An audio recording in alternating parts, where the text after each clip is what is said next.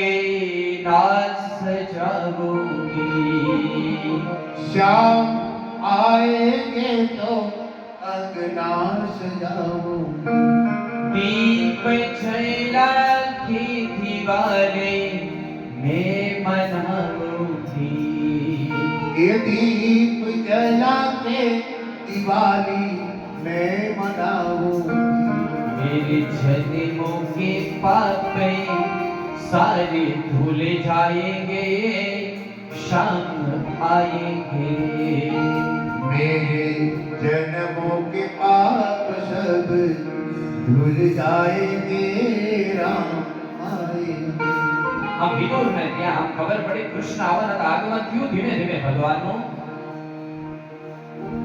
આગતા સ્વાગતા કર્યું છે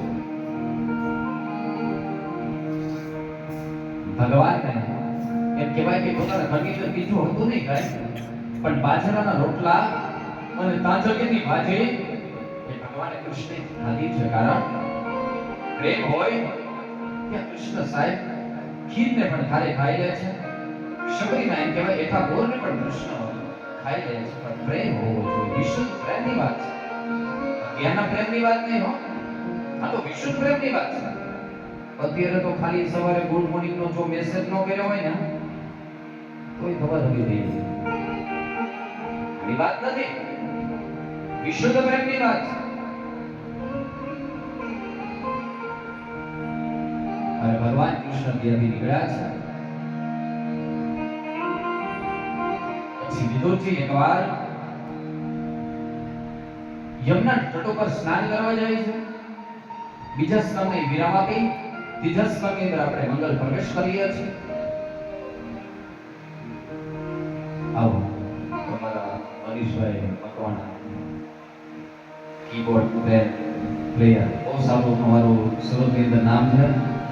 એવા મનીષભાઈ મકવાણાને જોરદાર તાલીમથી વધાવી દો. આજે એમની પણ કથા છે બીજા શાસ્ત્રીની સાથે. કાલે મેં કીધું તું મનીષભાઈ આવજો તમે, અને મારું મારા આવી આવો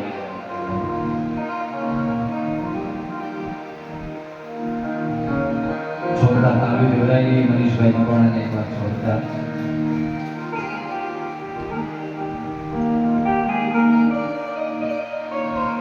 અહીંયા વિદુર યમુના તટ ઉપર જ્યારે સ્નાન કરવા જાય છે અને ઉદ્ધવ અને વિદુરનો બે ભેટો થાય છે. એટલે વિદુરજી પૂછે, કાકા આપ તમે કેમ છો, મજામાં છો ને?